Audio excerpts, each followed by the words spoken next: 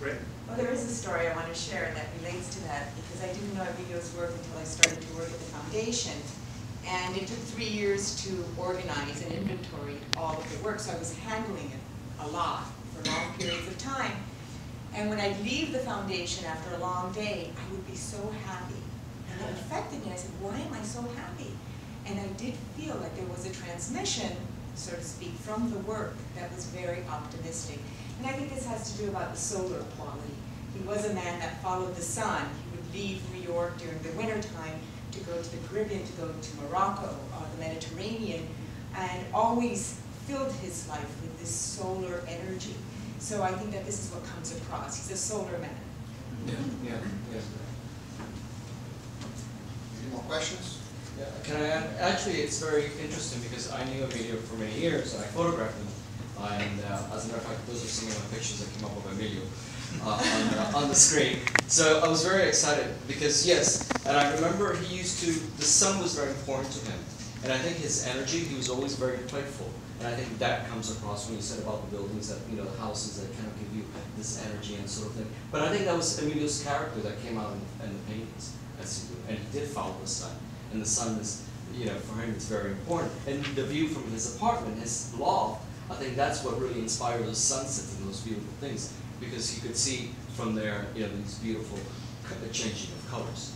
Where he lives at that time? He used to live on 6th Avenue and 15th Street, right in the corner.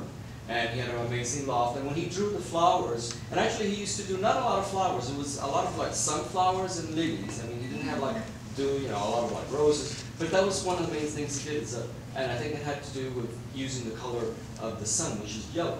And he would do that over and over again, the exercise of the sunflowers. And it's always following the sun, because in the morning he would wake up, and as the morning progressed, the light would change, and he would follow it in the sunflowers, just the same way that the sunflower follows the sun, supposedly, when it's up there. Yeah. And he was on the 5th floor, overlooking the rooftops of the buildings in front with the sunset every day. Yeah. On the west side, he looked towards the west. And he did numerous paintings of the view from his window. He had binoculars, and he would hone in, and it was just a continuous source of inspiration for him. And this is what we find interesting, that he finds an element, and he will just continue to work at it over and over and over again. And you will see multiple versions of his work. That's not uncommon.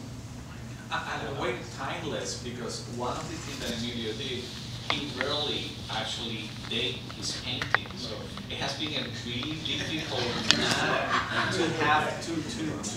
to trace his body of work, because he was, like I said before, a man with one idea, a fixed idea, and worked around that idea always. So it's kind of, I mean, Anne had been like doing a great job there, an enormous job, like trying to figure out what is the line of his work, how the work has evolved and changed, and that, it's really incredible. What he was saying. Well, before Emilio moved to the studio, he lived on 12th Street and 7th Avenue. Abingdon Square is the building right on the corner, and it's an angled building. It's not a street that's typical New York. I mean, and from there he could have also seen New Jersey, and that's the earlier ones that you will see, the sunsets and that part. But he could also look the opposite way.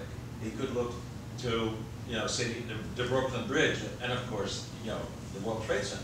It's interesting because in June, speaking with one of his partners at the time, he mentioned to me that for a short period of time, he actually rented a place in the new building, IMP building by 34th Street, the way I'm wrong. Kips Bay. Exactly.